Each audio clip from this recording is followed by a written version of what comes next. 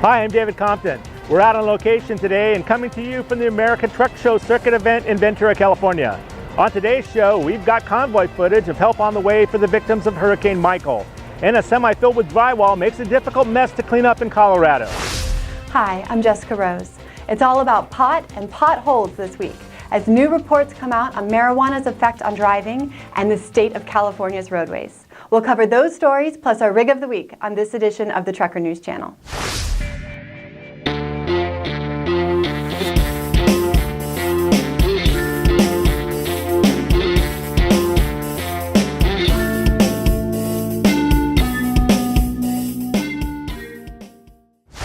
As we all know, Hurricane Michael left a huge mess in Florida. And here at the Trucker News Channel, one of our staff members has a home in Panama City, so we were following this story exceptionally close because that's pretty much where Ground Zero made landfall.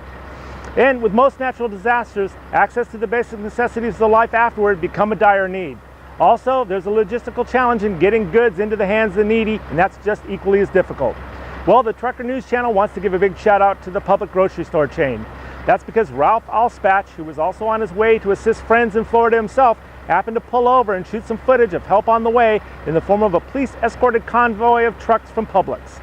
We're sure this was a happy sight, almost like the cavalry arriving to save the day for many Florida residents. Good job, Publix.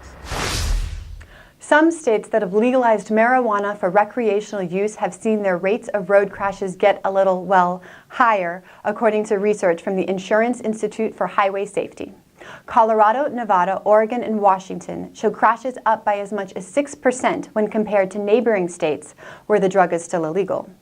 The findings come as campaigns to decriminalize marijuana gain traction with voters and legislators in the U.S. However, marijuana's role in accidents can't be linked as directly as alcohol's. Many states don't include information on driver drug use in crash reports, and policies and procedures for drug testing are inconsistent. When drivers are tested, other drugs are often found in combination with alcohol, which makes it difficult to isolate their separate effects. Driving under the influence of any substance, marijuana included, is illegal in all states. We'll be right back after these messages.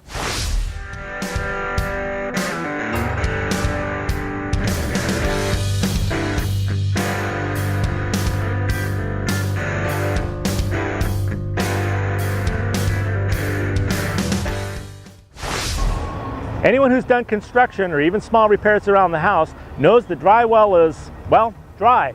Cutting it always leaves a dusty trail behind, so imagine having a whole bunch of drywall crushed to smithereens and the mess that it all leaves. That's what happened in Adams County, Colorado. Around 4 a.m., a semi-truck on East 470 at East 64th Avenue went off the road, crashing into a pillar of the bridge. The impact ruptured the trailer, spilling the drywall onto the highway and turning the material into a messy powder, as well as sparking a fire on the cab of the truck.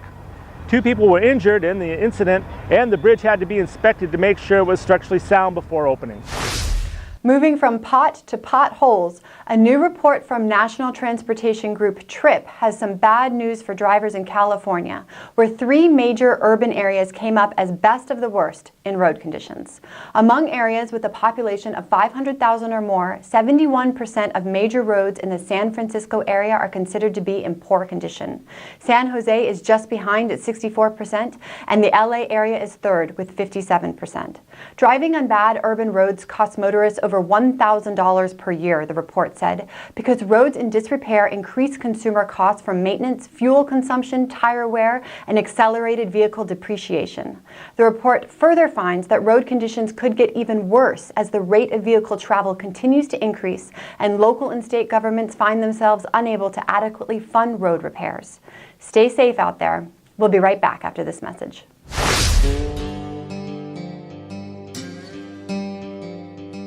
When I come into Evansville, I have my little circuit I ride when I get here. I like to go and see my people up in settlements because they're the ones that cut my check for me. And again, I want them to know a face behind the name. I go into operations, I talk with dispatch. What I try to do when I come to Evansville is see to it that they know who I am, because then I'm not just a name or a driver number, and so we build that personal relationship. That's my experience when coming into Evansville, and I always enjoy coming here.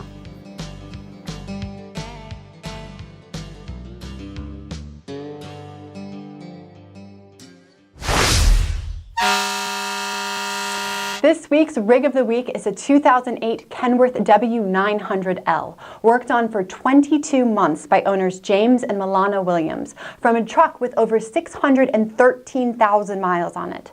Their goal was to outdo their previous show truck, hence the name Never Satisfied.